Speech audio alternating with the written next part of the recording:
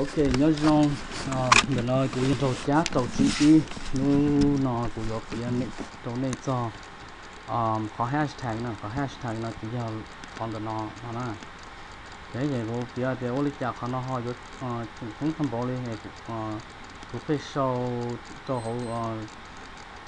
từ ngoài về ô lịch trả cái phải cho họ nó một cái này thì ô lịch trả như họ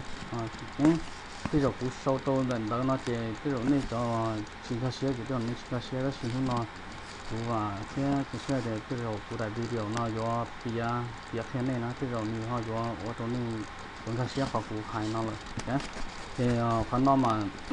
tàu cũng họ hai con này tàu con này họ mất xe cho họ nó mà do vì hai tiền con nó nhiều ba tụi có giờ đi tụi có chơi đại đua là có chơi cái đó họ chịu nó có cho con nó thôi đi bị chịu cái chính sự nó bị nó nhở tụi con cho lên được tôi có post rồi nè có post nó có họ chịu lỡ nó nhiều ô lịch trả nhiều ba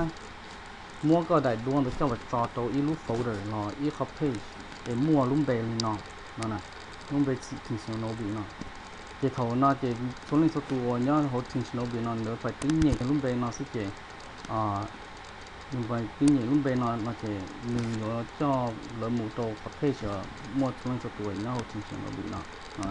thì cũng bảo mua ở cái copy cái lúc này còn nên phải share để ở lịch trả ok ok thì tại sao nó mù rong đi nó nữa cái mù rong nó cũng phải mua phải nhỉ khó giờ đi để chính nó bị nó nhá okในปอกขนาดนั้นนี่โชว์แต่ทีมชโนบีเนาะเขากูไฮเนาะมาอยู่ลีเนาะเขากูใหญ่ลีเนาะนะเจนือยศจ่อกูหมู่โตยี่ขับเพย์ชิลีเนาะโอเคที่แต่ชนะเนี่ยปอกเขาเนี่ยสนะก็น้อยเนี่ยแต่ทีมชโนบีเนาะนะเจแต่ชนะgiờ này choคนเดียวนะเจชิโมเล็กคือปอนเน่นะโอเคตอนนี้จอลีเนาะเนาะเจ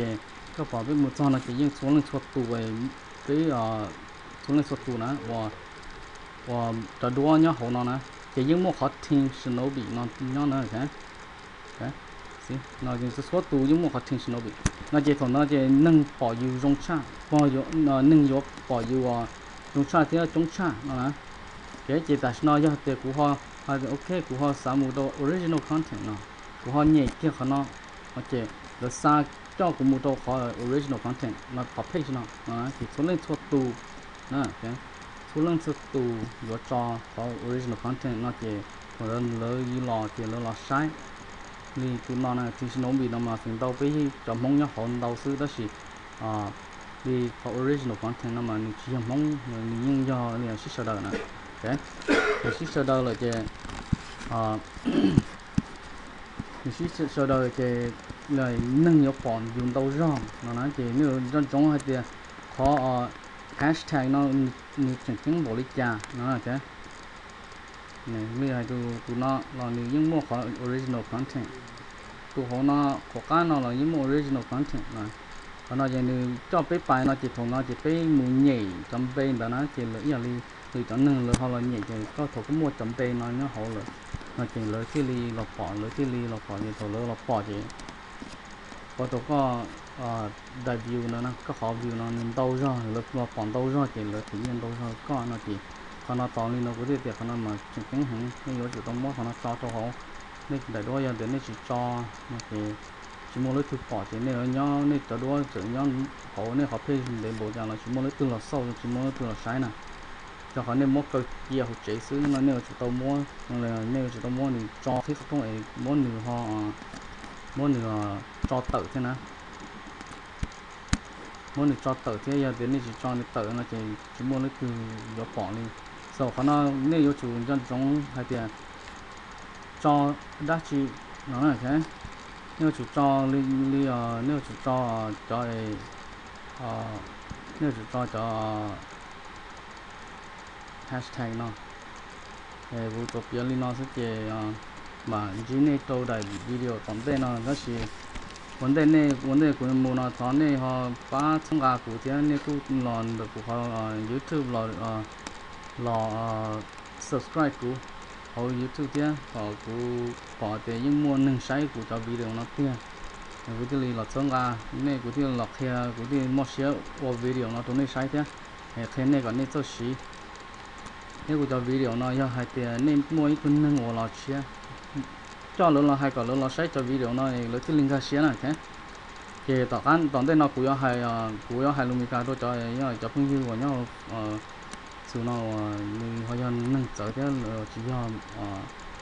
mong nè okay để cũng có tất cả bài.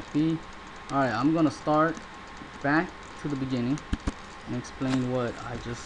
said to my Hmong fellows. This video is about hashtag and why is hashtag so important. Okay, and earlier I actually opened this one up. Let me open this one up.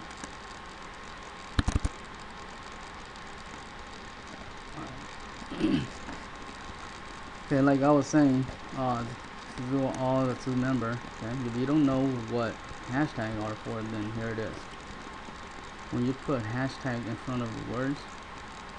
your post will be in the page with everyone who used the same hashtag. For example, Team Shinobi. Okay, like what you just saw earlier. You know how I was doing demonstration. Probably you kind of understand what I'm saying now. But I'm gonna do a demonstration again. Alright. So what I was saying to earlier, like in Hmong, okay, hashtag is very important. If you don't have your hashtag on your pictures, like with the post, pretty much nobody really gonna see it. Not that much people is gonna see it. What people is gonna see is if you have more if you have hashtag on your pictures or your posts, you will have more chance of people viewing your pictures. So it's very important to have your hashtag like this right here, for example. Okay, and why is it so important? Well, for example, okay, Zoo Superstar. Okay, when I click on that Zoo Superstar, it's gonna take me to a page which it says Zoo Superstar. Okay? So now everybody that used that hashtag right here on their post, everybody that use it will have that in there. Will actually go like all those pictures will be in there, and it's a mixture of people, like not just one race, but it's a mixture. And this will help you get more view, because there will be people coming into those the pages in here, and they will come and they will look at pages, pictures and posts. So when you put hashtags on it, you're actually sending your post out there to other people to see. When you don't put it on there, pretty much you're locking up, like you're locking your post inside a home, and you're not letting them out to explore. And if you don't do that, nobody's gonna see your post. So pretty much that's what I just said in Hmong, and that's pretty much explaining everything. Again, like this is Zoo Superstar. Let me, like, for example, if I click on Zoo Family, it's gonna take me to Zoo Family, and this is where a lot of people is gonna gonna see your post. You see, and there's a mixture of people in here, so it's very important to put the hashtag. And remember, this is pretty much the important hashtag that you guys should post. And when it's with food, make sure you guys put hashtag food porn or something like that, so it'll take you to a food page, and people that's into food